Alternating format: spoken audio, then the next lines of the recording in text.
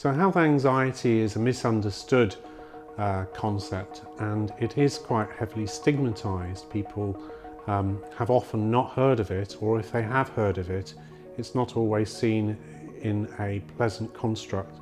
Health anxiety disorder is at least 1 in 100 people.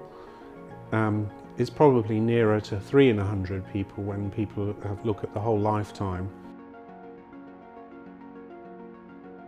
For 2 years I thought I got motor neuron disease, so I must have seen about 8 neurologists. My life was impacted by not going out, didn't want to socialise. It took over completely over my life, nothing else mattered. Health anxiety, which has the consequence of wanting people to seek reassurance from doctors or find out more information from the internet, and this can sometimes get to the extent that it becomes dominating in their life and they're unable to do other things. So within my day-to-day life I was very nervous. I would check symptoms, so everything I thought I had it. For example, Googling symptoms. I had been going to the doctors about a pain in my chest that they said was probably nothing, which actually turned out to be something. I'd ended up in hospital for a week, a bit longer over that.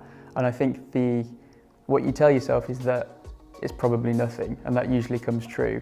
And as soon as you tell yourself it's probably nothing and it turns out to be something, then you start questioning those anxieties. And so every time I was ill, I'd get more and more anxious and just become really nervous in social situations, which had never happened before. With reassurance, I would find something completely different on my body, a new symptom, and I would go to the doctor straight away. This would help me for a week, 2 weeks, and then I'd be back to square one again.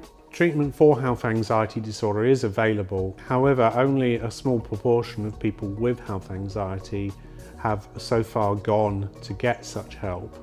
It seems that the treatment as it currently offered is not in the format that people with health anxiety disorder would like, and therefore we've been researching ways of making this more acceptable and more available to people with health anxiety disorder. The first 1 or 2 sessions were really about getting to know what was going on in my life, what medical conditions I have and how it affects me day to day. When we met over this sort of Skype service, the first thing we did was often talk about what had happened in the time between the last session. I thought it worked well. It was convenient because I could always have time to go on the computer and have our sessions, and it was flexible, so we chose what time would suit me and I could work it around my schedule. Also on the computer we were able to access documents, or she could show me things. She used to send me emails, and what I used to do beforehand, she used to send me questions and I used to fill them in and email them back to her. And then we used to go through those questions. I found it was quite good telling me my feelings before the session, then she could read it, so she got some insight of what actually had gone off the last week or 2 weeks. During the therapy, we looked at the habits that I have that didn't help my medical condition, and I was slowly taken out of some of those habits week on week. One of the exercises was sort of him explaining why people feel anxiety and how to respond to it, and why it's sort of natural and normal, and how what isn't natural and normal is your response. There is a fair amount of homework. It's not like something you have to sit down and spend ages doing. It's little things to do every day. Sam would explain kind of a theory or a way to deal with some thoughts. So one thing which at the time was really scary for me was to kind of rebel the anxiety, so go against it completely. And so, yeah, just kind of whatever your anxiety is saying not to do, just do it anyway. And I think my relationship at my GP is a lot better because they understand that I'm accepting their guidance a lot more.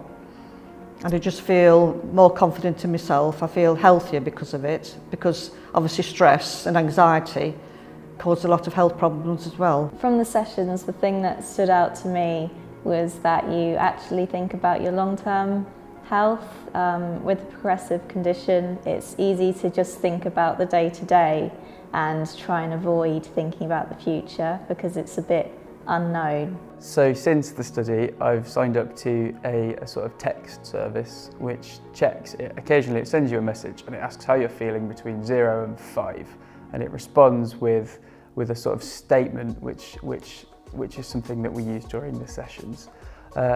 I think the statements, because they're your own, what they really do is sort of anchor that, you know, you said them in a point in time, and what they do is sort of take you back to that point. I have learned how to actually live with it, how to look after myself while I've got it, and how to cope with the fact that it's not going to ever be cured.